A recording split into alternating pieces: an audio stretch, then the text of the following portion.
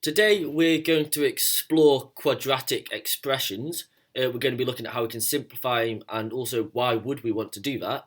But before we get into today's lesson, I'd like you to have a look at the expressions on the left hand side. I'd like you to factorise these top ones and I'd like to expand the bottom ones. These will be important for today's lesson.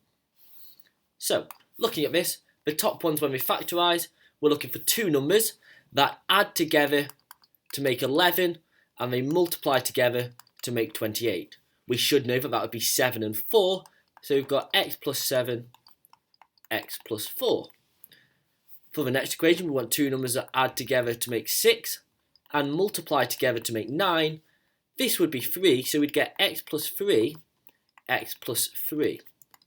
This is also x plus 3 squared. If we've got the same thing multiplied by itself, x plus 3 squared.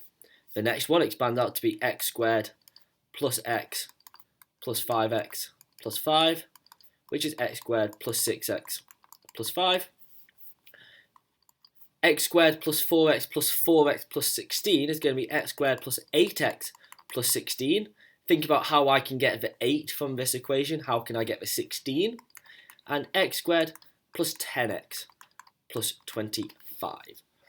So, quite often when we have a quadratic equation, our first port of call should be to try and think about, does it factorise? So if we look at an equation and it factorise, 9 times out of 10, that's what we're going to want to do first to make it easier to work with. However, not every equation factorises and we might want to plot it. So if I wrote the equation of y equals x squared plus 6x plus 7, if we were going to look to factorise this, which we would do, well, we'd first of all want to know two numbers that add together to make 6 and they multiply together to make 7. I would write down my factors of 7 and we only have 1 and 7.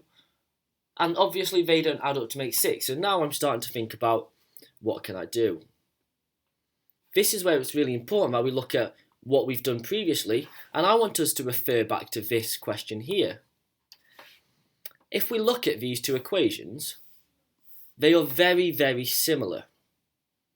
What we have on one side is x squared plus 6x plus 9.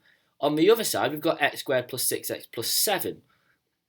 So I want to think about, how could I rewrite this equation with the knowledge of this one? And what I do is I think about this as being a square, because x plus 3 squared is just a square number. Like 100 is 10 squared, 25 is 5 squared, and so on. X plus 3 squared is just a square number. So what I do is I make this a square number. I write it in a bracket as x plus 3 squared.